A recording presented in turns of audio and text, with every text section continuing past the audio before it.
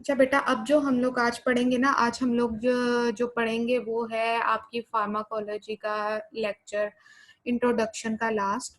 ठीक है, ये खत्म हो जाएगा और इंशाल्लाह फिर हम लोग स्टार्ट कर देंगे आप लोगों का एएनएस करेंगे, फिर सीवीएनएस करेंगे और फिर हम लोग सीवीएस करेंगे। ठीक है, 3 हमारे यानी कि 4 आपके यूनिट है मेजर, उसमें से इंशाल्लाह आज जो एक है वो खत्म हो जाएगा। ठीक है, छोटे छोटे से लेक्चर हैं, बिल्कुल छोटे छोटे से। That is general thing. पहले सबसे पहले क्या है बेटा, फार्म डेफिनेशंस है, और ये डेफिनेशंस जो है ना वाइवा में बहुत इंपॉर्टेंट है। ये डेफिनेशंस आपके एससीक्यूज में बहुत इंपॉर्टेंट है। ठीक है, शॉर्ट क्वेश्चन इसी से बनेंगे। अच्छा बेटा, फार्माकोडायनेमिक्स क्या होता है? स्टडी ऑफ ड्रग और उसके इफेक्ट्स होते हैं, उसको हम लोग फार्माकोडायनेमिक्स बोलते हैं। ठीक है, ड्रग्स में क्या आता है, ड्रग्स जो होती है ना वो उसके दो तरह के एक्शन होते हैं, या तो वो रिसेप्टर्स पे अटैच होकर एक्शन देती हैं या विदाउट नॉन रिसेप्टर्स होती हैं। रिसेप्टर्स क्या होता है, रिसेप्टर्स जो होता है ना वो एक स्पेसिफिक साइट होती है जिसके ऊपर ड्रग्स जो होती है वो आके अटैच होती है, और वो केमिकल और फिजिकल चेंज जो होता है ना वो प्रोड्यूस करती है, जिसके नतीजे से सबस्ट्रेट बनता है, यानी कि हमारी प्रोडक्ट बनती है। इसकी एग्जांपल में क्या आ जाता है, हमारे पास एडिनर्जिक रिसेप्टर आ जाता है, कोलिनर्जिक और इंसुलिन के रिसेप्टर आते हैं। ठीक है, फिर आता है non receptor site. Non receptor site में क्या होता है कि पेप्टिक अल्सर आप लोगों ने पढ़ा सुना होगा कि स्टमक के अंदर एक अल्सर होता है। वो अल्सर क्यों होता है कि स्टमक के अंदर एसिडिटी ज्यादा हो जाती है, गैस्ट्रिक एसिड इंक्रीज करने की वजह से एक अल्सर हो जाता है जिसका नेम है पेप्टिक अल्सर। ठीक है, अब एसिडिटी को ना रिड्यूस करने के लिए क्या करते हैं हम लोग, एल्यूमिनियम हाइड्रोक्साइड या मैग्नीशियम ट्राइसिलिकेट दे देते हैं। ये जाके क्या कर देते हैं, एसिड को न्यूट्रलाइज कर देते हैं। ये किसी भी रिसेप्टर के ऊपर नहीं अटैच होते। This is you can say this is mechanism of action of non receptors product. ठीक है, अच्छा अफिनिटी क्या होता है बेटा? अफिनिटी ये कह लो कि एक रिसेप्टर है, ठीक है, उसके ऊपर जो है ड्रग आके अटैच होती है, फिट हो जाती है, उसको हम अफिनिटी कहते हैं। अफिनिटी की एग्जांपल ऐसे ले लो कि एक आपने अक्सर रेस्टोरेंट में देखा होगा बेबी चेयर होती है। बेबी चेयर के ऊपर ऑब्वियसली एक बेबी आके अटैच बैठेगा, तो बेबी की अफिनिटी ज्यादा है एज कम्पेयर कि आप उस पर बैठो, आप उस पर फिट नहीं आओगे। ठीक है, तो इसको अफिनिटी कहते हैं। एफिकेसी क्या होता है कि अगर एक ड्रग प्रॉपर रिसेप्टर के ऊपर आगे अटैच हो जाती है और वो प्रॉपर उसका रिजल्ट प्रोड्यूस करती है, जो रिस्पॉन्स प्रोड्यूस करती है, उसको एफिकेसी कहते हैं। एगोनिस्ट क्या होता है? एगोनिस्ट मतलब ये होता है कि अफिनिटी और एफिकेसी जिसकी एफिनिटी भी ज्यादा हो और एफिकेसी भी ज्यादा हो, उसको हम लोग एगोनिस्ट कहते हैं। इंटेगोनिस्ट क्या होता है कि बेटा ऑपोजिट टू एगोनिस्ट होता है, मतलब ये कि रिसेप्ट ये आगे मैं आपको बताती हूँ क्या होता है।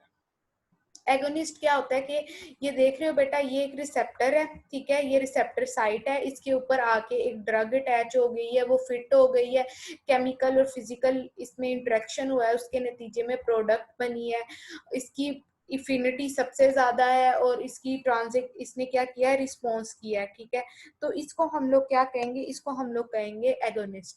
ठीक है, एग्जाम्पल में आता है मेथाकोलिन। ठीक है, एंटागोनिस्ट क्या होता है कि एक रिसेप्टर साइट के ऊपर ड्रग आके अटैच हो जाती है, वो उस ड्रग रिसेप्टर को ब्लॉक कर देती है, उसकी कोई एक्टिविटी परफॉर्म नहीं करवाती, उसको हम लोग बोलते हैं एंटागोनिस्ट।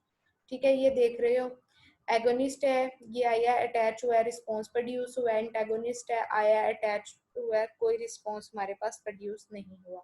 एंटागोनिज्म क्या होता है बेटा? एंटागोनिज्म यही होता है कि एक ड्रग है जो जो एगोनिस्ट है, उस एक्टिविटी को हम लोग एंटागोनिज्म बोलते हैं। एक आपके पास अटैच होता है, आप कह लो कि आपके पास जो है ना अटैच होता है रिसेप्टर के ऊपर आके ड्रग अटैच होती है, वो रिसेप्टर को ब्लॉक कर देती है, कोई एक्टिविटी नहीं होती, इसको हम लोग एंटागोनिज्म कहते हैं। ठीक है, अब ये होते हैं, एक कम्पिटिटिव होता है, एक नॉन कम्पिटिटिव होता है। बेटा ये देख रहे हो आप डायग्राम, ठीक है, थोड़ी सी मैं जूम कर देती हूँ ताकि आप लोग इजीली अप्रिशिएट करो।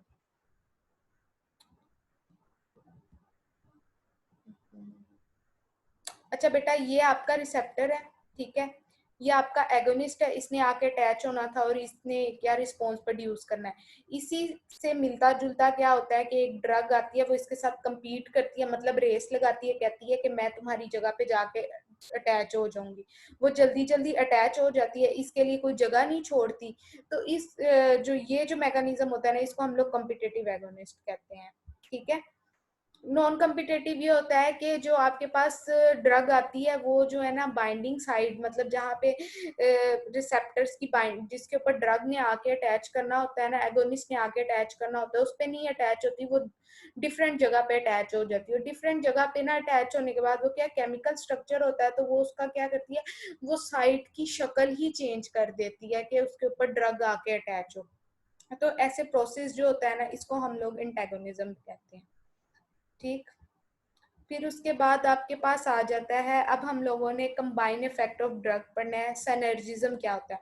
सनर्जिज्म बेटा ये होता है कि आप एक ड्रग देते हो, ठीक है, वो क्या करती है कि वो फैसिलिटेट कर देती है या फिर इंक्रीज कर देती है एक्टिविटी ऑफ अदर ड्रग, ठीक है, इसको सनर्जिक इफेक्ट कहते हैं, ठीक है। एनर्जिक इफेक्ट में हमारे पास एग्जांपल कौन कौन सी आ जाती है? एस्पिरिन और पैनाडोल देते हैं, तो ये मतलब कि बुखार के लिए भी हो जाती है, और ये एस्पिरिन जो है वो भी टेम्परेचर के लिए होती है और पैनाडोल भी टेम्परेचर के लिए, एंटीपायरेटिक होती हैं दोनों, और दोनों ही एनाल्जेसिक होती हैं, लेकिन दोनों को इकट्ठे देंगे तो इनके इफेक्ट बढ़ जाएंगे।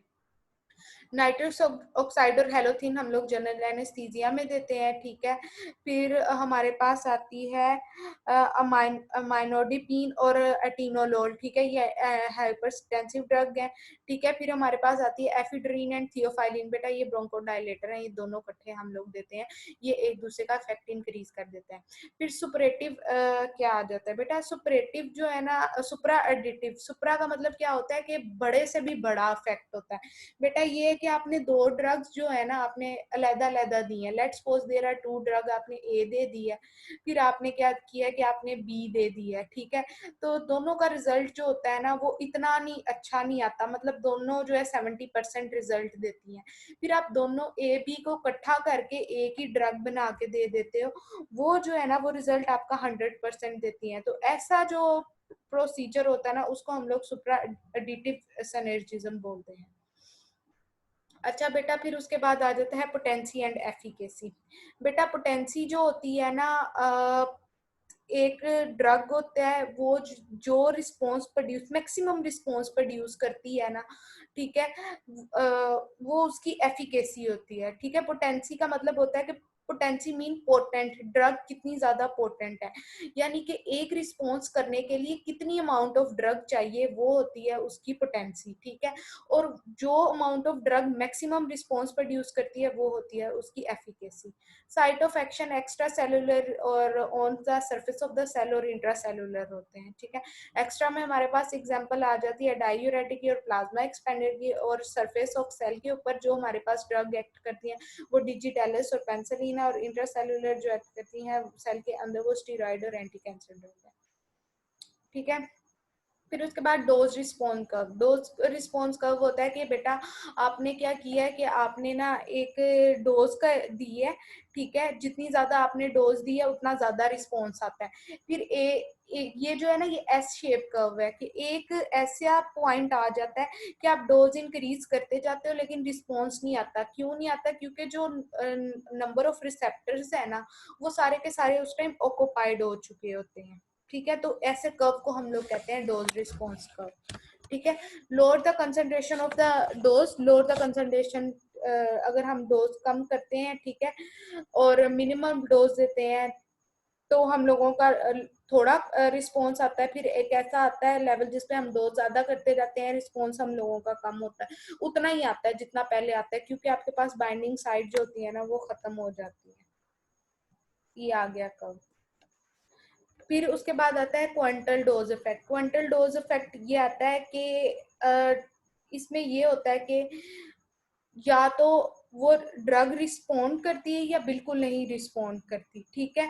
आप स्मॉल डोज देते हो, वो जो होती है ना वो या तो वो रेजिस्टेंट हो जाती है, या फिर आप बहुत ज्यादा उसको डोज देते हो ताकि वो जो है ना रिस्पॉन्ड करे, ठीक है। क्वांटल डोज इफेक्ट जो होते हैं ना ये हम लोग इसको हम लीथल डोज इफेक्ट भी बोलते हैं, थेराप्यूटिक इंडेक्स बेटा क्या होता है? थेराप्यूटिक इंडेक्स होता है आपके पास इंडेक्स होता है, यानी कि रेशो होती है between lethal dose and effective dose. Lethal dose का मतलब ये है कि कितनी ज्यादा हम डोज देंगे, मतलब लीथल का मतलब ये है कि खतरनाक डोज जिसे कहते हैं आसान उर्दू में, ठीक है। फिर उसके बाद मीडियम इफेक्टिव डोज ये होती है कि जितनी डोज जो होती है वो चाहिए होती है आपका इफेक्ट प्रोड्यूस करने के लिए, तो इसकी रेशो को हम थेराप्यूटिक इंडेक्स कहते हैं, ठीक है। फिर आता है आपके पास थेराप्यूटिक विंडो। बेटा थेराप्यूटिक विंडो जो होता है ना, एक यानी कि हमारी ड्रग कहाँ पे जाती है? ड्रग सबसे पहले हमारी जाती है आपकी बॉडी के अंदर, ठीक है। बॉडी में कहाँ जाती है? आपकी प्लाज्मा के अंदर जाती है, फ्लूइड के अंदर जाती है, ठीक है। तो जो उसकी ऑप्टिमम रेंज प्लाज्मा के अंदर ठहरती है ना, ताकि वो जो है ना वो डिजायर इफेक्ट प्रोड्यूस कर सके, ठीक है, उसको हम लोग कहते हैं थेराप्यूटिक विंडो। देख रहे हो ये एक विंडो है, प्लाज्मा के अंदर मैक्सिमम डोजेज जो होती है फॉर रिस्पॉन्स ऑफ ड्रग, इसको हम लोग कहते हैं थेराप्यूटिक विंडो। बेटा ये क्विज आ जाते हैं, क्विज जो है वो फॉर एक्सरसाइज है, ये 3 से 5 है, ये आप लोग देख लेना जब लेक्चर पढ़ोगे, ये जस्ट फॉर योर